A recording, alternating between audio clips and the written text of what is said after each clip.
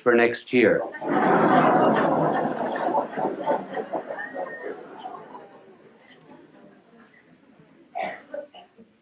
So I am not presenting myself as a model to you on how to talk. It's just merely that there have been so many letters coming to me asking me to give a few suggestions that I will give them to you. They are only personal. They may not apply to everyone, but I will give them to you for what they are worth. If I can talk now, I certainly couldn't always talk.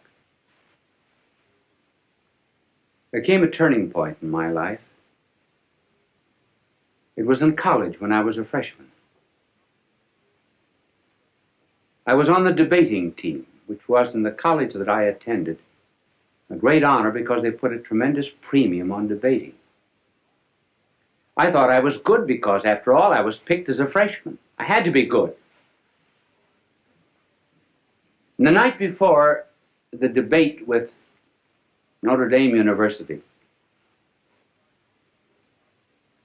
the coach of our debating team, Father Bergen, called me over to his office and he said, "You are the worst talker we've ever had in this college." Well, that was a terrible shock to me. I said, "Well, if I'm so terrible, why did you pick me on the team?" He said, "Because you can think, not because you can talk." But he said, "You're going to learn to talk before you leave this room. Take a paragraph out of that speech, any paragraph you like." I remember we were talking on the Merchant Marine. I'll never forget, the paragraph began, "I think it needs no argument to prove," and so forth. So he said, "Stand up there against the wall," which I did. Now he said, "Go over that paragraph." At the end of it, he said, "Do you see your mistake?" I said, "No." "Go over it again." Went over it 1 hour, 2 hours, 2 hours and a half. I was dead. So was he. And every 2 or 3 minutes when I finished it, he would say, "Do you see your mistake?" I said, "No." But being naturally quick, after 2 hours and a half, I saw it. He said, "Do you see your mistake?" I said, "Yes, I think I do. I'm not natural." He said, "That's right. That's all." And he dismissed me. You notice how often speakers, as soon as they get up on a platform, or ministers or priests in the pulpit, everything changes, their voice changes, their attitudes, their poses. I think many prayers that we say we're not talking to God. We're talking to an audience, particularly prayers at banquets, and inaugurations, and so forth. And we put on artificial poses. "Oh God, we ask thee to send down upon us thy benediction, thy blessing upon the sailors who are at sea, the merchants at their counting table, the lawyers at their bar." Well, that's not the way people talk. So, being natural and preparing a talk, what would be some suggestions? Now, the way I prepare a talk is not perhaps the way everyone would want to do it, but I can only give you my way. In order to prepare a talk, one must do a tremendous amount of reading. Each one of these telecasts of mine would represent between 20 and 40 hours of study. When I get through, what have I got? Nothing but bits of yellow pages. I think I have one in my pocket. But before I show it to you, I will tell you what I do. I study, I do research, and I begin to understand the subject. Then, when it gets into my head, I begin to write out points, generally just 3 or 4 points that I'm going to talk about. I will only write out the heading. And then I will tear up the paper. and then rethink what I was saying. So that when I prepare a telecast, there must be 20, 30 to maybe 100 pages that are torn up. And then the closer I get to the end, the smaller the pages are. This is this telecast. And I brought it out here, not because I'm going to refer to it, but just simply because it shows you the points, how small the points are. And by doing a tremendous amount of study, the mind creates an atmosphere for the talk. There is much more air round about us than ever gets into the lung. There's more food at the table than ever gets into our stomach. There are more things to see in nature than ever comes into the eye. And so when one rises to give a talk, one should have an atmosphere, a certain ambient knowledge round about that one can pull in this idea or that, as it were, from the air while you're talking. So that instead of writing out the speech, word for word beforehand, and then memorizing it like this, one thinks it from the head out. That's the reason you tear up the paper, so you don't have any information. You have to think it. Then you write down the ideas again. Well, by the time you get up to talk, you've already given the speech 10 or 15 times. And incidentally, it isn't a bad idea sometimes to talk out loud. If you can find a place in this day and age where you can walk and talk out loud without being counted crazy. How often, for example, students are asked to explain something. They think they know the lesson. When they get up, it's not there. And why? Because they were consecrated and dedicated to a dead page. Never went through their mind.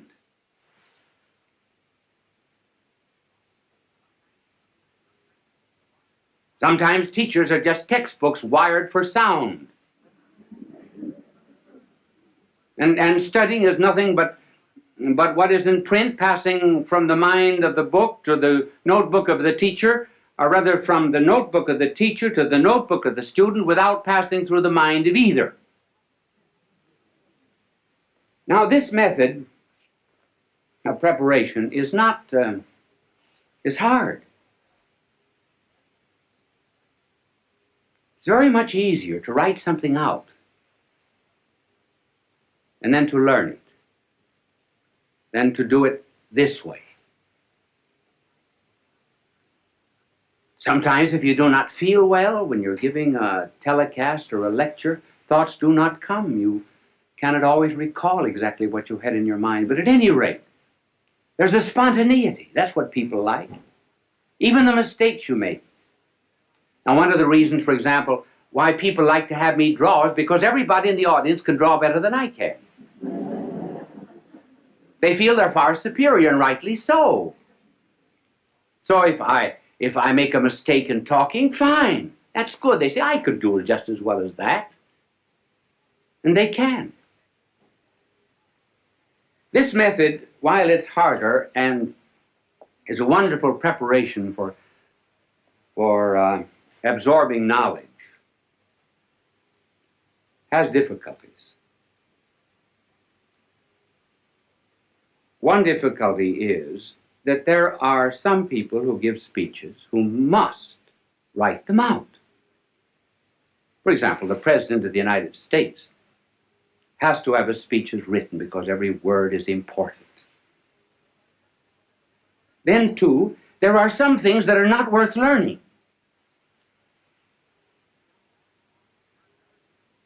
John Barrymore, for example, would commit all the lines of Shakespeare by heart.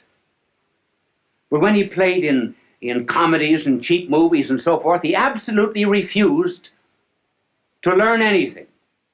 He wanted helps outside.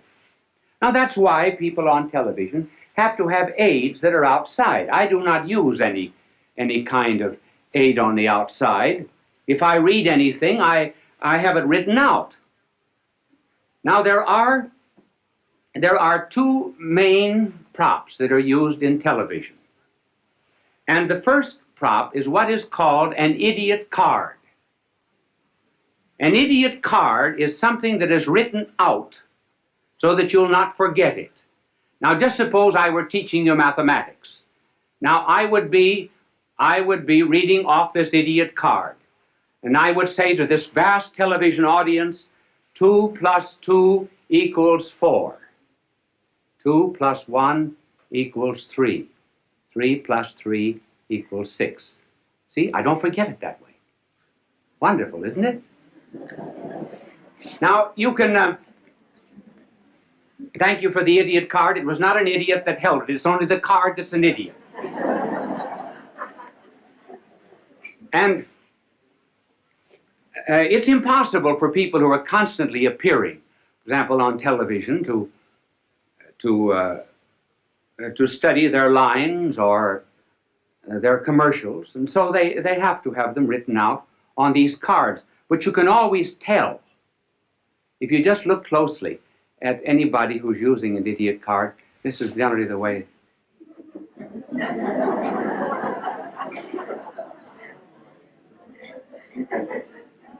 So do not be hard on them. If I were saying something that was not worth committing to study, I certainly would use one too. Now there's another prop, which is better. And that is what is called a teleprompter. And a teleprompter will have a whole speech on it.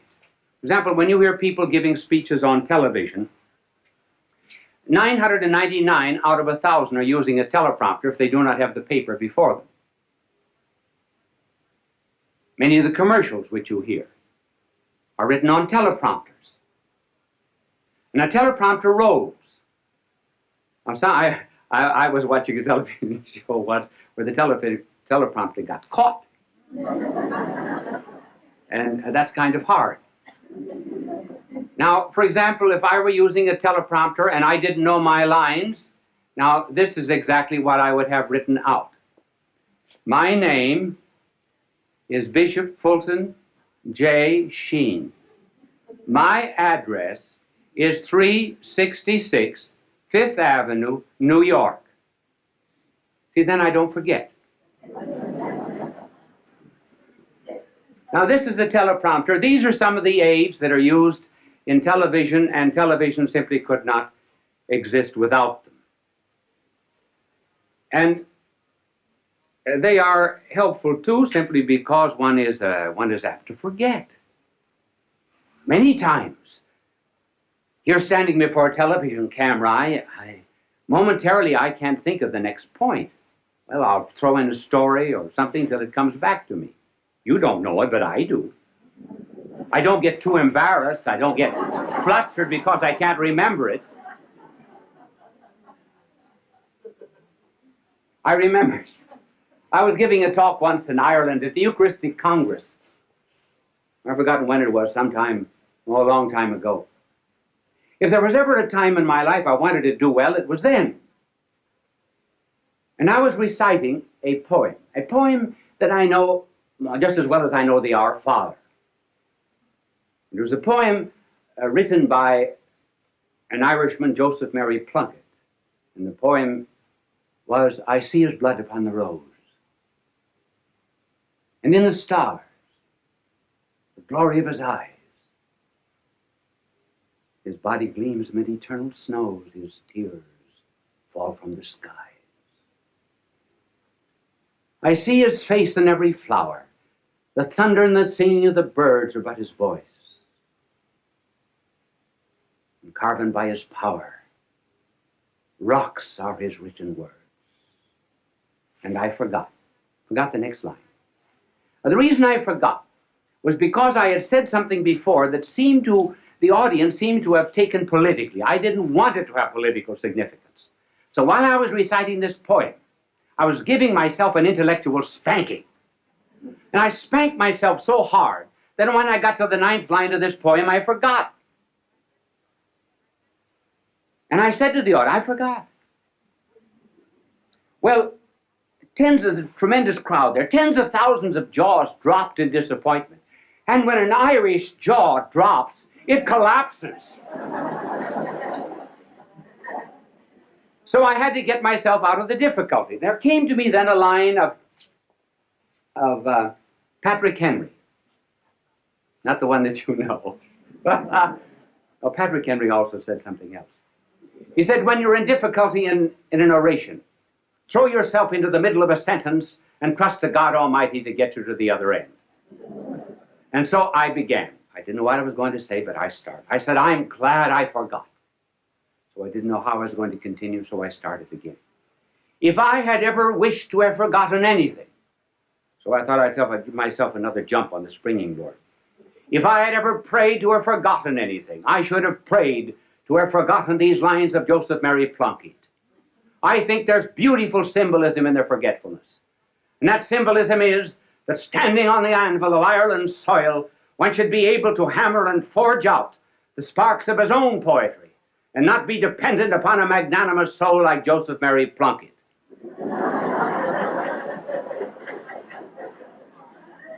I got no credit for it afterwards because the audience said that was a great trick, pretending you forgot.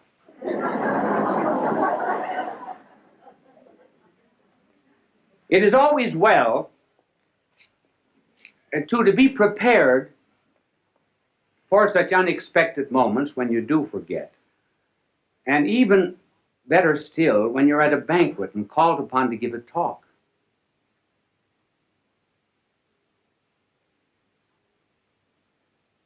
And you have to begin with something that is not too heavy. In fact, one should always begin with something that's not too heavy. For example, you just simply cannot begin a speech by saying, ladies and gentlemen, accipitur frontalis, the convoluted convolutions, the metaphorical abicliarum pelviarum. That's a little too serious. You have to start with something that's common to the audience. Now, I think the best story of all for being called upon to talk without preparation and unexpectedly was the delightful story of G.K. Chesterton. He was called on and he said, during the days of the persecution of the Christians, 2 Christians were out in the Colosseum. And some lions that had been released for 12 days, had been starved for 12 days, were released from their cages. They bounded out across the Flavian sands, were about to precipitate themselves upon the poor Christians. When the Christians reached out their arms, put them around the lion's neck, and began to say something in the lion's ear. Well, the emperor was furious. He came for blood, not comedy, because the lions went back again to their cages without touching the Christians. So the emperor, being furious, ordered other lions that had been starved for 4 weeks released. They bounded out after their prey, were about to precipitate themselves upon the Christians, and the Christians reached out their arms, put them around the lion's neck, whispered something in the lion's ear, and the lions left them and went back again to their cages. The emperor sent for the Christians. What are you doing to my starving lions? Nothing. Nothing but whispering something. But what do you whisper? The Christian said, we say, after this meal, you have to give a speech.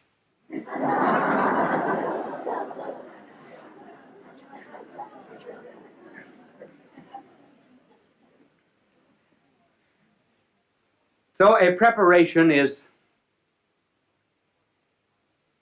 the most important part of the talk. And then as regards delivery, what is important is sincerity, meaning what you say.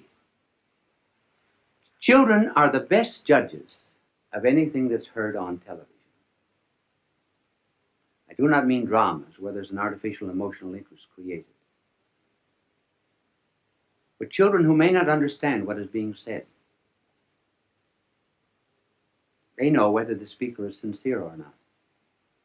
Incidentally, that's a good word, sincere.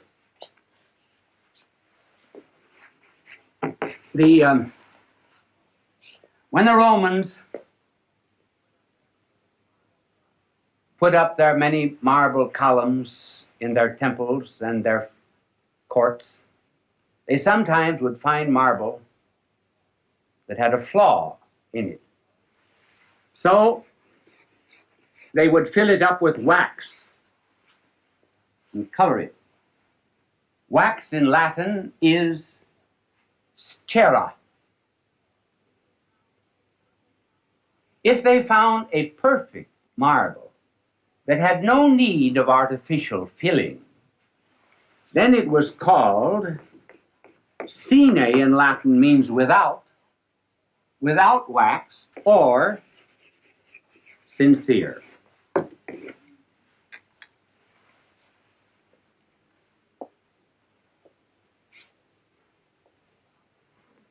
This is about the only suggestion that I would give for delivery. One just simply feels what's in his heart, that's all. Out of the abundance of the heart, the mouth speaketh. And one must not be too long. It's always better to have an audience say, I wished he talked longer, than to have them say, he had 3 good chances to quit.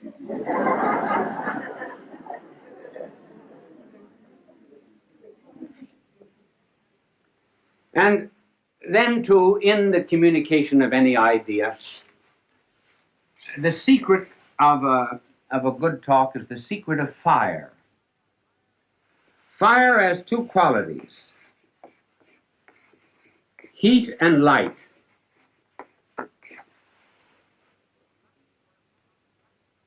The light corresponds to the truth.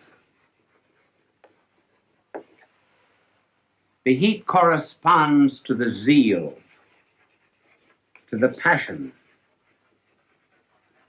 to the fire.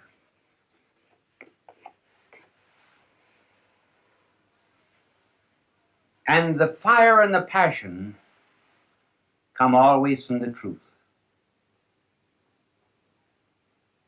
When one is on fire with anything and really believes in it, all the words come out naturally. And above all things else, the making of an orator, too, is really on his knees. Because the power to make an audience feel what you're saying does not come just from these fires. It comes from fires that have been stolen from heaven and given to the speaker. This is influence. This is power. Fulton J.Sheen is indeed a man for all seasons. He walked a paced beat, allowing us to glimpse his nature and ponder its worth and to enjoy its presence.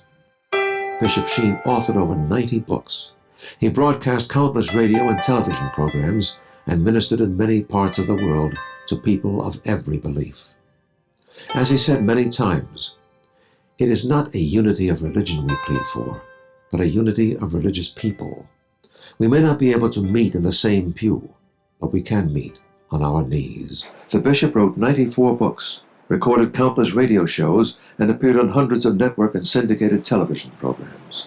His legacy is a treasure of joy that transcends time and helps us to believe that truly life is worth living. Really, was because of this incident.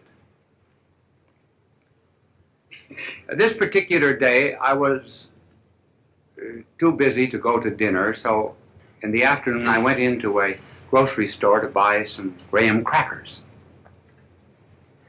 And in the back of the store was a mother with her 4-year-old son. He just pulled a bottle off the shelf, bottle of vinegar, and broken the bottle, and the pieces were on the floor along with the vinegar. The mother was saying to him repeatedly, "Pick up those pieces." And the more she insisted on it, the more he refused. And she would have loved to have cracked him, but She didn't want to look too cruel before the customers, and the father was there, and of course he was busy, and that gave him the very happy air of neutrality. He didn't have to interfere. And finally, the mother was intense with rage. You could see what the father was saying. He was saying the kid's just exactly like her folks. And you know very well what she was saying, stubborn like the old man. And but in any case, she finally picked up the kid like a rag doll and went off the premises with him. And so it set me thinking and brought the subject of this telecast. Who won? The child or the mother? The child didn't pick up the pieces. He was weak, but he had resort to tears, which is always the last resort of weakness. She was strong, but did she win? Well, she resignated a certain amount of power, but she had to do it. And that got me thinking about the strong and the weak. And it was put very well by a European doctor, Dr. Jean de Rougemont, who said, if I am stronger than my neighbor, I despise him. If I am weaker than my neighbor, I fear him. If I am equal to my neighbor, I resort to subterfuges to escape obedience or to assert my superiority. So that brings up the problem, how are we going to solve this tension between, well, the rich, the poor, the educated, the uneducated, and the strong and the weak? For example, when the rich help the poor, perhaps they're obsequious, and then the poor are humiliated. Learned people are impatient with those that are ignorant. And the ignorant people, too, are humbled very often when taught by those that are wise. So what's the answer? Well, the answer is caring. Now, I'm going to try to tell you what caring is, but I'm going to do it, first of all, in an abstract way, so you'll think I'm learned. Then we will give examples. And it is this. The strong must feel their weakness.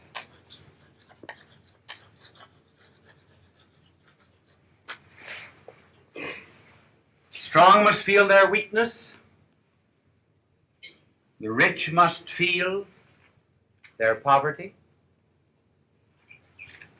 The wise must feel their ignorance. How can this be done? Well, let the strong begin to examine themselves and find out how weak they are, first of all. You think you're real strong? Strong-minded, strong-willed? Did you keep the last New Year's resolution?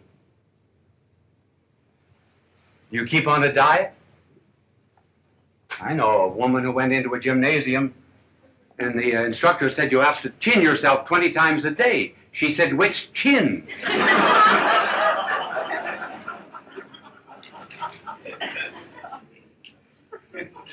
And so we just, the strong must ask themselves, have I been able to overcome certain habits, for example?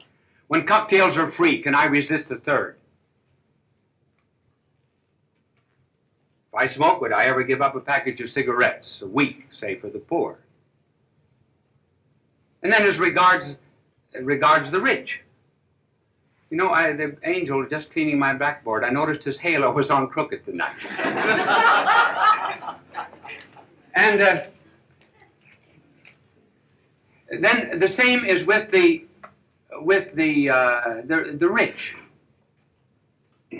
Let them look into themselves. They really are poor.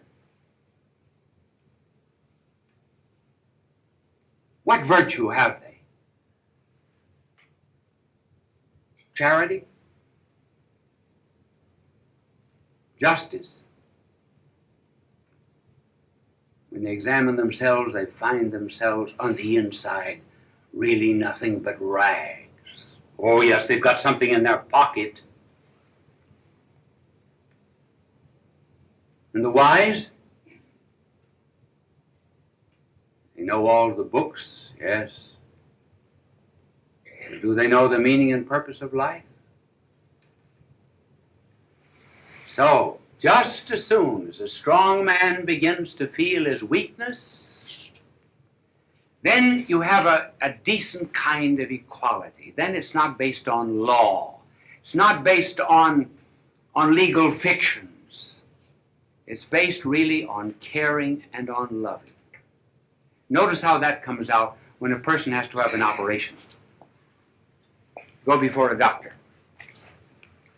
One doctor will say to you, "You have to have this operation. It's rather serious, but you'll be in skilled hands. Do not worry." And another doctor will say to a patient, "I had that operation. I came through it." Immediately there's a rapport, a relationship, a likeness, an understanding. No superiority. So there need not be in this relationship of caring any such thing as Pharisaism, moralism, looking down the nose at anyone, simply because one really cares.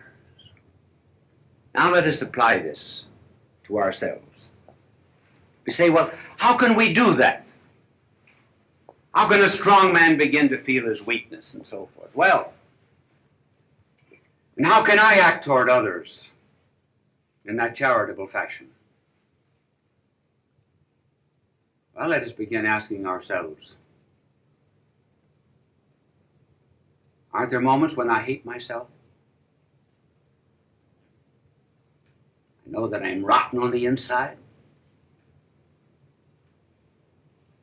The water cooler in the office. I complain and talk in a nasty fashion about someone. Looking back over my life, it's been spoiled. Weakness, things to be hated, but I sure like myself. So when you go into a room, despite the fact that you've often said to yourself, "Oh, I hate myself for that," but you take the easiest chair in the room, don't you? When you go into a restaurant and you don't like a certain kind of food, do you order it? Though you hate yourself? Now, for example, I don't like chicken. I announce that every 2 years over the television in case I'm invited out to dinner. And this is about the time to announce it. I will tell you the reason why, actually. The reason is that when I was a boy, my father would send me out to a farm during the summer vacation and sometimes on weekends. And the farmer would give chicken dinners every time I went out, and I had to wring the chickens' necks. I rang, I think, in round numbers, 7,683 chickens' necks. So, but when I go into a restaurant, do I order chicken? No. Despite the fact, for example, that there are many things that I know I find very despicable in myself. Now, if I, who hate myself, find much that is lovable, if I, who know all of my weaknesses, and still take good care of myself, If I am that way to myself, why can't I be that way to my neighbor who's weak too?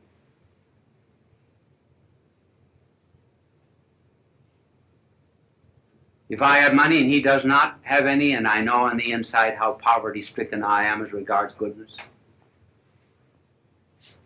why can't I be good to him and he's poor?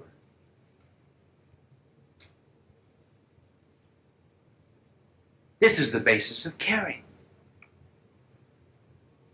Then I belong to the companionship of the needy, the fellowship of those that are looking for help. I'm not above them. I am one with them. Did you ever ask yourself why our blessed Lord should have said, love your neighbor as yourself? Why did he not say, love your neighbor more than yourself? Well, because if you love yourself, knowing really the way you are, then if you give that kind of love to your neighbor, you really are wonderful. You're marvelous. And then, of course, the greatest reason of all is, well, I'm loved by God. Therefore, I've got to love everybody else. I must not say, for example, God loves everybody, therefore God loves me. No. God loves me, therefore he must love everybody. So you see, the basis of caring is this real kind of love. And what a difference it makes. Here was a girl and a only child of a husband and wife who were always quarreling. She grew up unwanted, unloved, and she lost faith in fellow man. She even lost faith in herself.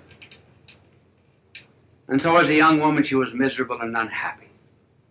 And in the town was a rich young man who fell in love with her. And he saw beneath all of that rough exterior not a rhinestone in the rough, but a diamond in the rough. And immediately she changed. Why? She was loved. She was cared for. She had worth. In one of our leper colonies, there was a visitor said to one of the nuns who was washing the feet of a leper. He said, "Sister, I wouldn't do that for $1 million. And she said, "Neither would I." But she cared because she loved. She didn't consider herself above anyone in that camp. I heard of a woman who went to a mother and said, "I would give 20 years of my life to have 2 children like that." And the mother said, "That's just exactly what it cost me."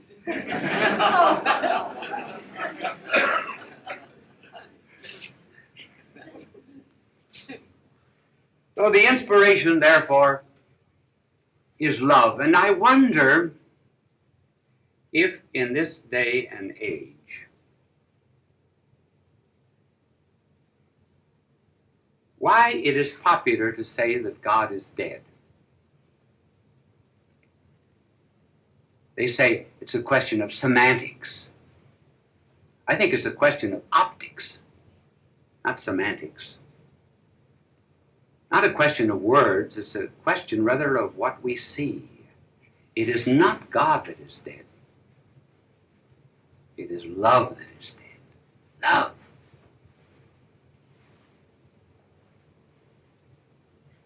Just let any of these so-called scholars who say that God is dead go out and do a little loving.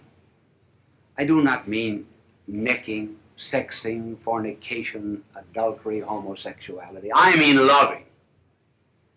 I mean caring. I mean having encounter with people. I mean realizing that we're not better than anyone else.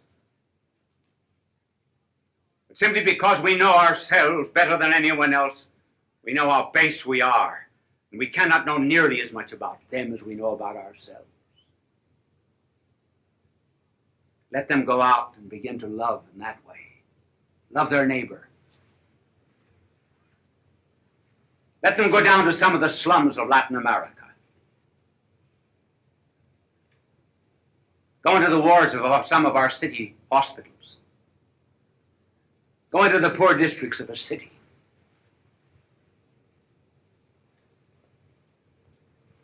Let them begin to care for people.